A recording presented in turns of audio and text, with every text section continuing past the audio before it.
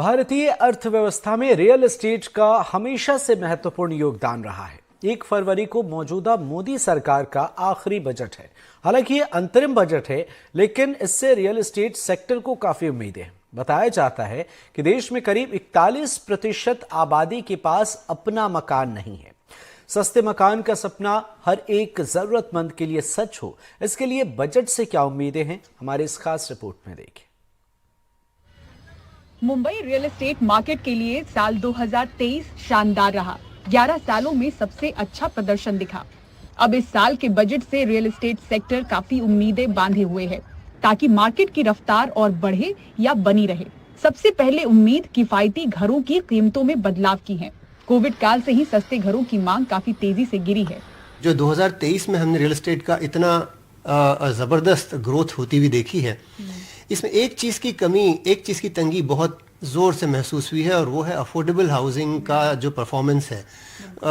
सारा real estate, housing real estate mid to upper end पर रफ्तार पाता हुआ पकड़ा गया है पिछले साल। अफोर्डेबल हाउसिंग के खरीदारों को सबसे ज्यादा दिक्कत होम लोन के इंटरेस्ट रेट से के बढ़ने से बहुत ज्यादा दिक्कत है, और वो सेक्टर इस चीज की सबसे बड़ी मार खा रहा है। और दूसरी चीज, प्रधानमंत्री आवास योजना, जिसने एक बहुत बड़ा कंट्रीब्यूशन दिया है अफोर्डेबल हाउसिंग को संभालने में, सुधारने में, इसकी एक्सपायरी डेट, उसकी वैलिडेशन का एक्सटेंशन पहला मुद्दा है।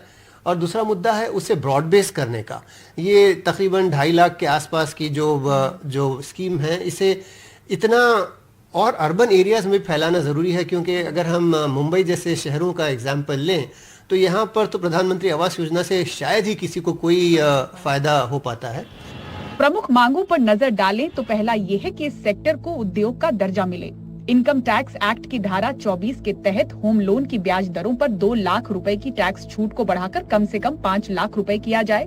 बजट में अफोर्डेबल सेगमेंट के लिए राहत की दरकार है। किफायती आवास की सीमा को 45 लाख से बढ़ाना चाहिए, जिससे खरीदारों को बढ़ावा मिल सके। परियोजनाओं की मंजूरी के लिए सिंगल विंडो क्लियरेंस प्रणाली को असरदार तरीके से लागू करने की भी मांग उठ रही है। सबसे पहले तो ये कि हम अगर अफोर्डेबल की डेफिनेशन को दोबारा रिविजिट करें। ये बहुत पुरानी डेफिनेशन हो गई कि 45 लाख का जो आपने कैपिंग कर रखी है, मेरे ख्याल है उसे बढ़ा के 75 लाख या उसके आसपास किया जा सकता है। जो दूसरी बहुत महत्वपूर्ण चीज़ है, और ये पहले थी, CLSS नाम की एक स्कीम होती थी, क्रेडिट लिंक सब्सिडी स्कीम, जो बाद में विड्रॉ कर ली गई थी और अब नए फॉर्म में आ रही थी। हमारा ये मानना है कि इसे दोबारा लाना चाहिए, 3 to 6% की सब्सिडी एलोकेट करते हुए, और 75 लाख या उसके आसपास के सेगमेंट में ले जाके ऑफरिंग होनी चाहिए। 50 लाख तो ज़रूर होनी चाहिए, क्योंकि जो सिर्फ 12 लाख या 16 लाख तक का जो बजट है, उसके ऊपर ये मुंबई जैसे शहर में बिल्कुल उसका कोई मान ही नहीं रह जाता। इसके अलावा मेरा ख्याल है जो बहुत पुरानी हमारी इंडस्ट्री की डिमांड रही है कि रियल एस्टेट को इंफ्रास्ट्रक्चर के बराबर का स्टेटस ज़रूर मिले। ये बरसों पुरानी डिमांड है और ये आज भी वैसी है।